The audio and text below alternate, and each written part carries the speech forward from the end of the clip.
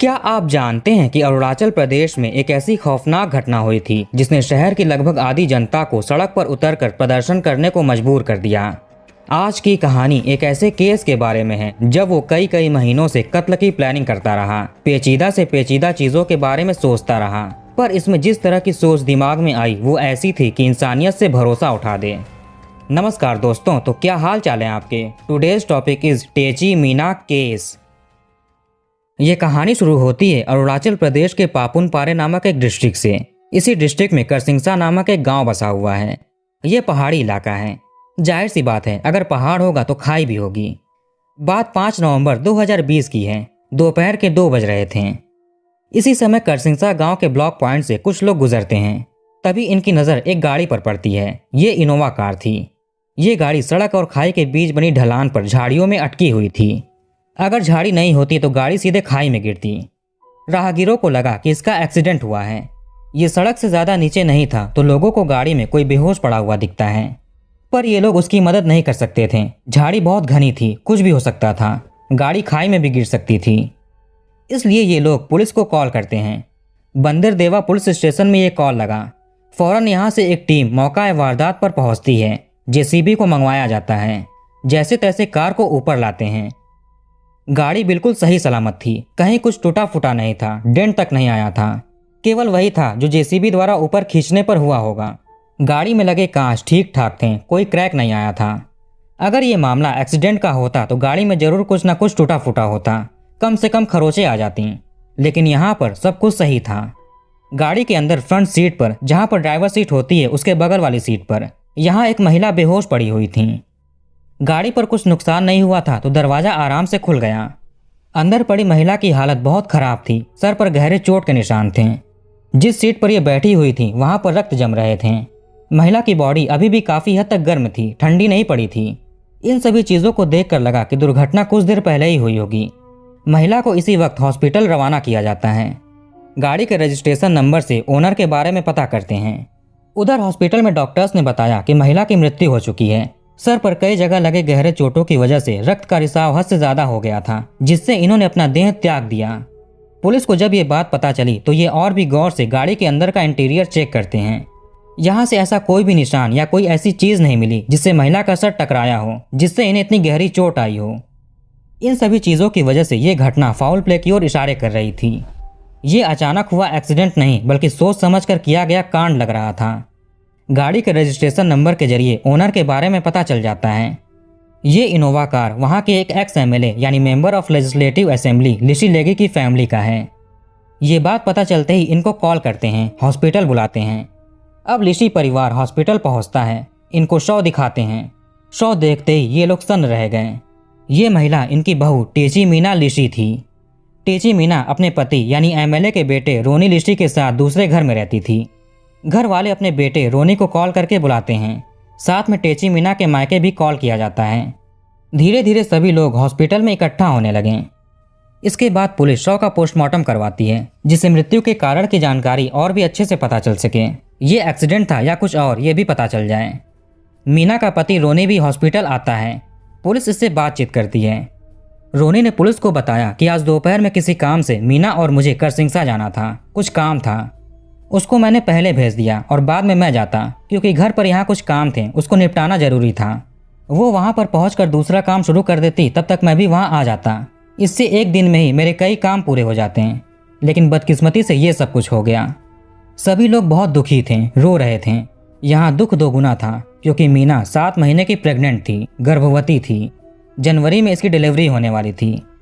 इसके अलावा भी इनकी एक 7 साल की बेटी थी। इतनी छोटी उम्र में ही उसके ऊपर से भी मां का साया उठ चुका था। पुलिस को मीना का शव ड्राइवर के बगल वाली सीट पैसेंजर सीट से मिला था। इसका मतलब था कि गाड़ी कोई और चला रहा था। पुलिस मीना के ससुराल वालों से ये बात पूछती है। रोनी से बात करती है। यहाँ से एक ड्राइवर के बारे में पता चला जो मीना को लेकर करसिंगसा के लिए निकला था। इसका नाम था दथंग सुयंग। ये अभी नया नया आया था। इसको अभी लगभग 1 ही हफ्ते हुए होंगे ड्यूटी ज्वाइन किए। सवाल उठा कि गाड़ी अगर दथंग चला रहा था तो ये कहाँ पर है। पुलिस को गाड़ी के अंदर से केवल टेची मीना का ही शव मिला था। इसके अलावा कुछ और नहीं था। इन्होंने गाड़ी के गिरने वाली जगह पर भी अच्छे से छानबीन की थी। वहाँ से भी कोई और बॉडी नहीं मिली। इसका मतलब कि ड्राइवर जिंदा है और वो भाग गया। इसका इसमें कुछ हाथ हो सकता है। पुलिस की एक टीम मीना की हिस्ट्री खंगालनी शुरू करती है। शायद यहाँ से कोई क्लू, लिंक या कनेक्शन मिल जाए। टेची मीना का जन्म एक लोअर मिडिल क्लास फैमिली में हुआ था। इनकी प्राइमरी स्कूलिंग एक छोटे से गांव में हुई थी। भले ही एक छोटे से गांव से थी, पर इनके सपने बड़े बड़े थे। इनको लाइफ में कुछ अचीव करना था। गांव में स्कूलिंग पूरी करने के बाद ये ईटानगर चली आई हायर एजुकेशन के लिए। यहाँ पर इनकी बहन रहती थी। मीना ने पॉलिटेक्निक की पढ़ाई के लिए एडमिशन ले लिया। यहाँ का कोर्स कंप्लीट करने के बाद ये आगे भी कई कोर्सेज करती हैं। फिर इन्हें मिस अरुणाचल ऑर्गेनाइजेशन में अकाउंट्स एंड फाइनेंस सेक्रेटरी की पोस्ट पर जॉब मिल गई। इसी में टेची मीना की मुलाकात होती है रोनी लिशी से। रोनी के पिता एमएलए थे। इन दोनों की यहाँ पर दोस्ती होती है। इसके बाद अक्सर इनकी मुलाकातें होने लगीं। मीना को रोनी का स्वभाव बहुत अच्छा लगा। रोनी भी इसे पसंद करने लगा। आगे ये अपना प्यार एक दूसरे से जाहिर करते हैं और यहाँ से इनकी लव स्टोरी शुरू हो गई। धीरे धीरे इनका प्यार बढ़ने लगा। इनको अब साथ हुए 2 साल बीत चुके थे। अब तय हुआ कि हमें शादी कर लेनी चाहिए। इस रिश्ते को एक नाम मिलना चाहिए। ये 2010 का साल था। इसी साल में तय हुआ कि ये शादी करेंगे। रोनी अपने माता पिता को टेची मीना के बारे में बताता है। ये लोग बहुत खुश होते हैं। मीना भी अपने माता पिता को रोनी के बारे में बताती है। लड़का इन्हें ठीक ठाक लगा, लेकिन वो लोग हैसियत में इनसे कई ज़्यादा बड़े थे। पता नहीं इनसे रिश्ता जोड़ेंगे या फिर नहीं, आगे कुछ अनहोनी ना हो जाए। मीना के घर में यही सारी बातें चल रही थीं। इन्हीं दिनों अचानक रोनी और इसका परिवार मीना के घर पर आता है। रोनी के पिताजी अपने बेटे का रिश्ता लेकर आए थे। ये देखकर मीना के घर वालों को थोड़ा अटपटा सा लगा। कहाँ ये लोग और कहाँ हम, हमसे ये रिश्ता क्यों जोड़ना चाहेंगे। अब दोनों परिवार बैठकर बातें करते हैं। दोनों लोग एक दूसरे के बारे में जानते हैं, समझते हैं, अपनी राय रखते हैं। रोनी के परिवार को मीना को अपने घर की बहू बनाने में कोई भी आपत्ति नहीं थी। ये लोग स्वभाव के ठीक थे, किसी तरह का कोई भेदभाव नहीं था। इनकी समाज में रेपुटेशन भी बहुत अच्छी थी। थोड़ी बातचीत के बाद रिश्ता पक्का कर दिया जाता है। रोनी और मीना बहुत खुश थे। इनकी शादी होने वाली थी। 2012 में पूरे रीति रिवाज के साथ और धूमधाम से रोनी और मीना की शादी करा दी जाती है। शादी सबकी सहमति से हुई थी। दोनों परिवार बहुत खुश थे। शादी के बाद मीना अपने ससुराल आ गई। ये ईटानगर में ही था। अब इनका गृहस्थ जीवन शुरू हो गया। सब कुछ सही चल रहा था। शादी के 2 साल के बाद यानी 2014 में लिशी फैमिली के घर में खुशियां आती हैं, यानी मीना माँ बनती है। इन्होंने एक सुंदर सी बेटी को जन्म दिया। अब तो घर में खुशियां डबल हो गईं। पता नहीं रोनी को क्या सूझा। इसने अपनी पत्नी मीना से बोला कि चलो हम लोग कोर्ट मैरिज कर लेते हैं, कानूनी तौर पर भी हम पति पत्नी होंगे। मीना कोई सवाल नहीं करती है। इसने बोला ठीक है, जैसा आप चाहो। ये 2016 का साल चल रहा था। इस कोर्ट मैरिज के बारे में मीना के घर वालों को खबर नहीं दी गई। रोनी ने खुद कोर्ट मैरिज का इंतजाम किया, खुद गवाह इकट्ठे किए, तैयार किए। ये कानूनी तौर पर शादी मेन शादी के 4 साल के बाद हो रही थी। कोई भी सुनेगा तो थोड़ा अजीब लगेगा ही। शादी के बाद जब इसके बारे में मीना के घर वालों को पता चला तो इन्हें कुछ अजीब सा लगता है। इतने सालों बाद कोर्ट मैरिज, चलो फिर भी ठीक है। कानून की तरफ से भी इनकी शादी को मान्यता मिल गई। दोनों खुश हैं, बस यही चाहिए। इसके बाद साल भर और बीतता है। 2017 आता है। अब यहाँ से रोनी और मीना के रिश्ते में थोड़ी हलचल बढ़नी शुरू हुई। रोनी का रहन सहन बिगड़ने लगा। इसके अंदर चिड़चिड़ापन आने लगा। बात बात पर ही अपनी पत्नी से बहस करता था, उसको डांटता था। छोटी मोटी गलतियों पर भी इससे झगड़ता था, बात का बतंगड़ बना देता था। कभी कभी तो ये मीना पर हाथ भी उठा देता। इन सभी चीज़ों से मीना मेंटली टॉर्चर हो रही थी। इनकी बेटी भी अब 3 या 4 साल की हो चुकी थी। जब रोनी के माता पिता को इनके झगड़ों के बारे में पता चला तो ये रोनी को समझाते हैं कि ऐसा क्यों कर रहे हो, पर रोनी इनकी नहीं सुनता है। इसी में एक दिन इसने मीना से बोला कि ये तुम्हारे साथ नहीं रह सकता, इसको डाइवोर्स चाहिए। मीना ये सुनकर बहुत दुखी होती है। फिर ये अपनी बेटी के साथ कहाँ पर जाएगी। अब जब इस डाइवोर्स वाली बात दोनों परिवारों को पता चली तो एक दिन सभी साथ में बैठकर बात करते हैं। रोनी से इसके इन हरकतों के पीछे की वजह पूछते हैं। अभी शादी को 5 साल हुए थे और कोर्ट मैरिज को केवल 1 साल, फिर अचानक से डाइवोर्स क्यों? ये कोई खिलवाड़ तो चल नहीं रहा। रिपोर्ट्स के अनुसार रोनी की ये दूसरी शादी थी। रोनी के पिता अब एमएलए के पद पर नहीं थे, इलेक्शन हार गए थे, लेकिन एमएलए की रेपुटेशन तो थी ही। कुछ साल के बाद वापस से इलेक्शन होता, ये इलेक्शन लड़ते हैं। अगर ये खबर बाहर आई कि इनका बेटा बहू को टॉर्चर करता है, मारता पीटता है, खुद लव मैरिज किया और अब डाइवोर्स ले रहा है, इससे रेपुटेशन पर असर पड़ेगा, शायद इलेक्शन में भी जीतने पर असर पड़े। इसलिए ये दोनों बच्चों को समझाते हैं। रोनी ने समझौता कर लिया कि ये एडजस्ट करके खुशी से रहेगा, झगड़ा नहीं करेगा। पति पत्नी की लड़ाई सुलझ गई। गृहस्थ जीवन वापस से ट्रैक पर आ गया। 1 या 2 साल गुजरता है, वापस से रोनी की वही हरकतें शुरू हो गईं। बात बात पर मीना से लड़ाई झगड़े करना, उसको मारना, टॉर्चर करना। 2019 में ये वापस से डाइवोर्स लेने की मांग करने लगा। आखिर रोनी ऐसा क्यों कर रहा है, अचानक से बदल क्यों रहा है? मीना अपने लेवल पर इसकी जांच पड़ताल करती हैं, पति का फ़ोन चेक करती हैं, उस पर नज़र रखती हैं। ऐसे करते करते रोनी की पत्नी मीना को पता चला कि इनके पति का एक्स्ट्रा मैरिटल अफेयर है। लड़की का नाम है चूमी ताया। अब वापस से दोनों परिवार बैठते हैं, बात करते हैं। वजह सामने आई कि रोनी का चूमी ताया नाम की एक लड़की से एक्स्ट्रा मैरिटल अफेयर है, इसलिए ये मीना को डाइवोर्स देना चाहता है। घर वाले इस लड़की के बारे में रोनी से पूछते हैं। इसने इस इल्ज़ाम से सरासर इनकार कर दिया, ऐसी कोई भी बात नहीं है। डाइवोर्स के पीछे किसी लड़की से अफेयर नहीं है। बातचीत से मामला दोबारा सुलझ गया, दोबारा से सब कुछ ठीक हो गया। 2019 के आखिरी महीनों में ही ये सारी चीज़ें हो रही थीं। मामला जब दोबारा से ठीक हुआ तो रोनी मीना को लेकर किसी और घर में शिफ्ट हो जाता है। इसने बोला कि एक ही जगह पर लंबे समय से रहते रहते इसका मन ऐसा हो गया होगा, इसलिए नई जगह पर रहने के लिए चलते हैं, शायद इसका मन ठीक हो जाए। इनके साथ बेटी भी थी, उसका भी ध्यान रखना था। इसके बाद दोनों पति पत्नी अपनी बेटी को लेकर नए घर में शिफ्ट हो जाते हैं। जिंदगी फिर से पटरी पर आ गई। रोनी भी अब ठीक हो गया। 2020 के जून या जुलाई में सबको पता चला कि मीना दोबारा प्रेग्नेंट है। घर में दूसरी बार खुशियां आने वाली हैं। सभी लोग खुश थे। दोनों के घर वाले मीना से मिलने के लिए आते रहते थे। रोनी का कुछ ज़मीनी कंपनसेशन का केस चल रहा था, इसी सिलसिले में इसको करसिंगसा आना जाना पड़ता था। नवंबर 2020 में रोनी ने मीना को बताया कि ऐसे ऐसे कुछ चीज़ें चल रही हैं, हमें वहाँ पर जाकर फाइनल करना है। 5 नवंबर की दोपहर में दोनों को करसिंगसा जाना था। रोनी ने आगे पुलिस को बताया कि मुझे कुछ काम याद आ गया जो करना बहुत ज़रूरी था, इसलिए मैंने मीना को बोला कि तुम वहाँ पर पहुँचकर सारी चीज़ें देखो, बात आगे बढ़ाओ, कुछ देर में मैं भी वहाँ पर पहुँचूँगा, आज ये फाइनल करेंगे। दोनों साथ में भी जा सकते थे, लेकिन फिर वहाँ पर पहुँचने में लेट हो जाता और आज भी काम रुक जाता। ये मान गई और 5 नवंबर की दोपहर 12 से 1 बजे के बीच इनोवा गाड़ी लेकर करसिंगसा के लिए निकल गई। ये गाड़ी ड्राइवर दथंग सोयंग चला रहा था। फिर आगे वही घटना हुई जो नहीं होनी चाहिए थी। इसी दिन 5 नवंबर की शाम तक ये ड्राइवर पकड़ा भी जाता है। पुलिस इसको अपनी कस्टडी में ले लेती है।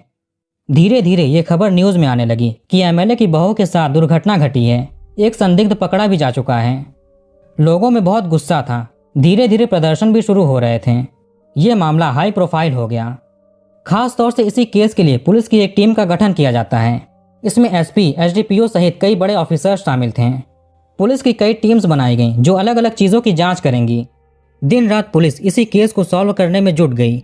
इसी में मीना की पोस्टमार्टम रिपोर्ट भी आती है, जिसमें सर पर गहरे चोट के निशान बताए गए।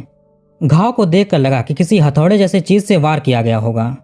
इसके अलावा भी दोनों कंधों और पैरों पर चोट के निशान थे। ये बात साफ थी कि गाड़ी खाई में गिरने से पहले मीना के साथ कुछ तो हुआ है, इसे मारा पीटा गया है। वो चोट नीले पड़ चुके थे। इधर इनोवा गाड़ी का ड्राइवर पुलिस की गिरफ्त में था।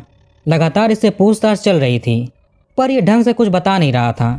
कभी कहता कि यह एक्सीडेंट हुआ, कभी कहता कि यह काम से गाड़ी से बाहर निकला था और ढलान की वजह से गाड़ी खाई में चली गई। ये कोई भी जवाब संतुष्टि भरे नहीं दे रहा था। ध्यान में आया कहीं मीना का पति रोनी तो इसमें शामिल नहीं, पर इसको ऐसे ही उठाकर पूछताछ नहीं कर सकते थे, मामला बिगड़ सकता था। इसलिए पुलिस इसके बारे में जानकारी जुटाती है, इसके पास्ट के बारे में छानबीन किया जाता है। पता चला कि इसके ऊपर पहले से ही 3 केसेस दर्ज थे, न्यू दिल्ली में, इम्फाल में और नगांव में। इसके घर वालों और मीना के घर वालों से रोनी और मीना के रिश्तों के बारे में पूछते हैं। इन लोगों के अनुसार दोनों में पहले झगड़े होते थे, पर अब सब कुछ ठीक हो चुका था। मीना दोबारा मां बनने वाली थी, 7 महीने की गर्भवती थी। किसी को भी नहीं लगता कि रोनी ऐसा कुछ कर सकता है। यहाँ ड्राइवर कुछ बता नहीं रहा था, इसलिए पुलिस अब अपने अंदाज में इससे पूछताछ शुरू करती है। थोड़ा मारा पीटा जाता है, टॉर्चर किया जाता है, क्योंकि कुल मिलाकर शक इस पर ही था। लेकिन इसका मोटिव क्या होगा, कारण क्या होगा, परिस्थिति क्या रही होगी, ये जानना जरूरी था। पर ड्राइवर कुछ बोल नहीं रहा था। 5 नवंबर को इसे पकड़ा गया था। 9 नवंबर तक 3rd डिग्री देते देते इसने अपना मुंह खोल दिया।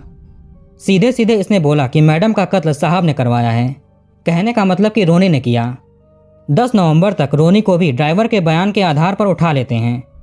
पुलिस के डंडों के सामने ये भी स्वीकार कर लेता है, इसने ही अपनी पत्नी के कत्ल की साजिश रची। इन सब की वजह थी चूमी ताया। रोनी इस लड़की से बहुत प्यार करता था, शादी करना चाहता था। दोनों लिव इन रिलेशनशिप में भी रहते थे। पहली बार 2016 में रोनी ने अपनी पत्नी के सामने डाइवोर्स की मांग रखी। लेकिन घर वालों के प्रेशर के सामने ऐसा हुआ नहीं। इसको भी डर था कि कहीं मेरी वजह से पिताजी के इतने सालों का पॉलिटिकल करियर खत्म ना हो जाए।